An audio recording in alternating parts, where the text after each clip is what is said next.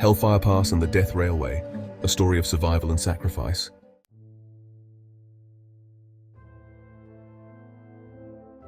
Nestled in the dense jungles of western Thailand, near the border with Myanmar, formerly known as Burma, lies a place steeped in history, resilience, and tragedy, Hellfire Pass.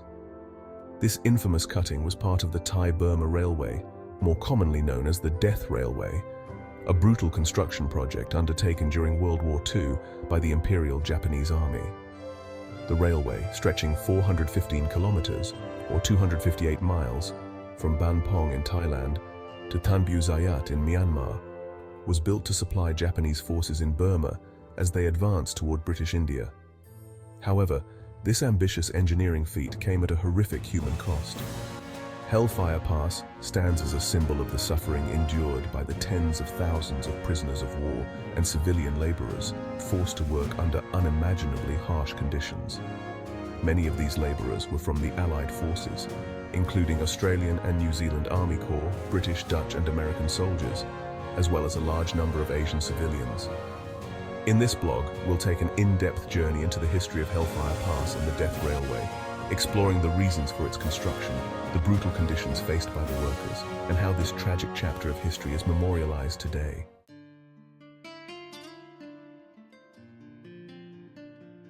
The origins of the Death Railway.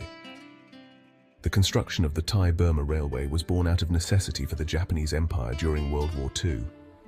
After Japan's rapid expansion in Southeast Asia in the early 1940s, they needed a reliable supply route to support their military campaigns in Burma, particularly to maintain pressure on British forces in India. The existing sea routes, via the Strait of Malacca and around the Malay Peninsula, were increasingly vulnerable to Allied attacks. The Japanese envisioned an overland railway as a solution, and in June 1942, construction began. The terrain between Thailand and Burma was harsh, with rugged mountains, dense forests, and fast-flowing rivers. The project was considered so difficult that British surveyors pre-war had deemed it impossible. Yet the Japanese military believed the railway could be completed within 12 months, using the forced labor of prisoners of war and civilian workers.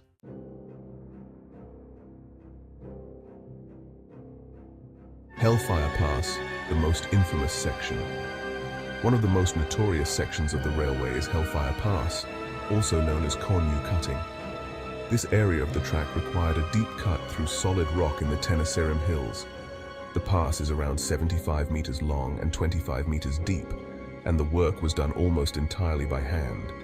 Workers used basic tools such as picks, hammers and shovels to chip away at the rock.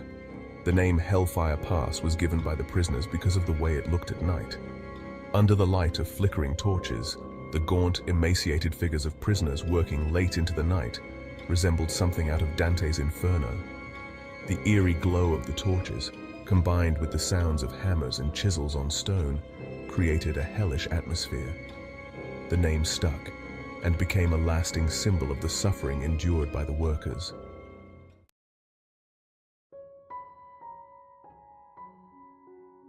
The POWs and civilian laborers.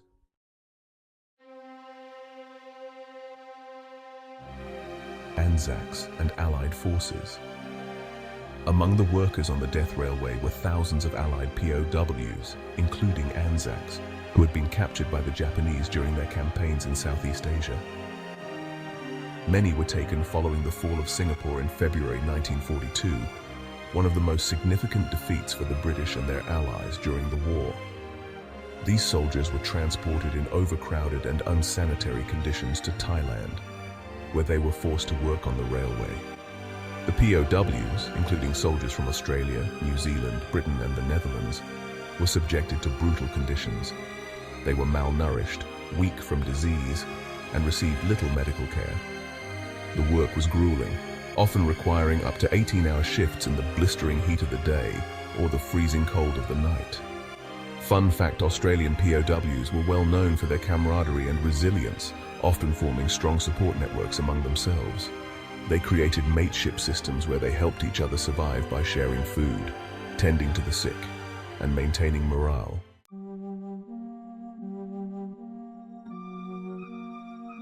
Civilian laborers, the Unsung Heroes. In addition to the Allied POWs, tens of thousands of Asian civilian laborers known as Romusha were forced to work on the railway. These workers, hailing from countries such as Thailand, Myanmar, Malaysia, and Indonesia, were often treated even worse than the POWs.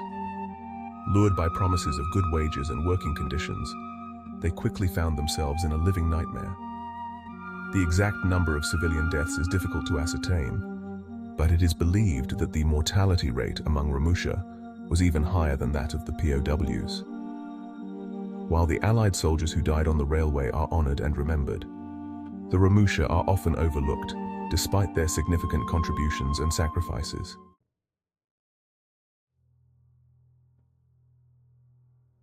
The Death Railway earned its grim name because of the horrific conditions faced by those forced to work on it. The tropical heat, monsoon rains, and rampant diseases such as malaria, cholera, and dysentery claimed thousands of lives. Workers were given minimal food, often little more than a handful of rice, and their bodies were ravaged by starvation. Additionally, the Japanese captors were notoriously brutal, subjecting workers to frequent beatings, torture, and execution for even the slightest infractions. Workers were also forced to carry heavy loads, including equipment and timber, over long distances.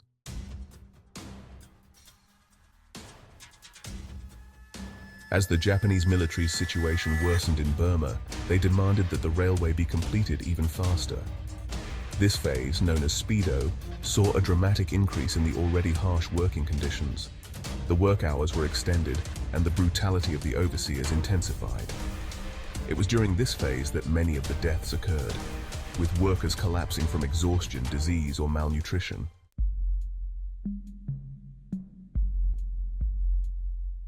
Memorializing Hellfire Pass and the Death Railway. Today, Hellfire Pass and the Death Railway stand as somber reminders of the incredible suffering and sacrifice endured by those forced to work on the project. Efforts have been made to ensure that their memory is not forgotten, and both the Thai and Australian governments have worked to preserve the site as a place of remembrance and reflection.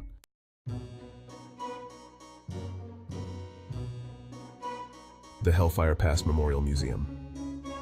Located near the site of Hellfire Pass, the Hellfire Pass Memorial Museum was opened in 1998 by the Australian government. The museum provides a detailed history of the Death Railway, with exhibits including photographs, personal accounts from survivors, and artifacts recovered from the site. Visitors can also walk the path of the original railway through Hellfire Pass, giving them a sense of the scale of the work and the conditions faced by the workers. The museum plays a crucial role in educating future generations about this dark chapter in history and ensuring that the sacrifices of the POWs and Romusha are never forgotten.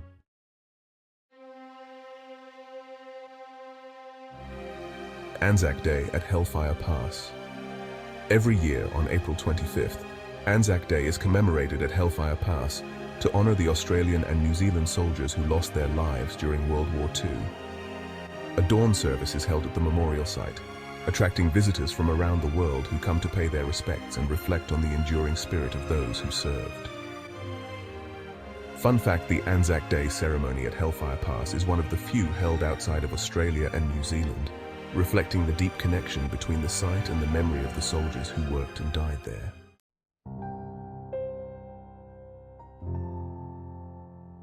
Legacy and lessons learned. The story of Hellfire Pass and the Death Railway is one of both horror and heroism.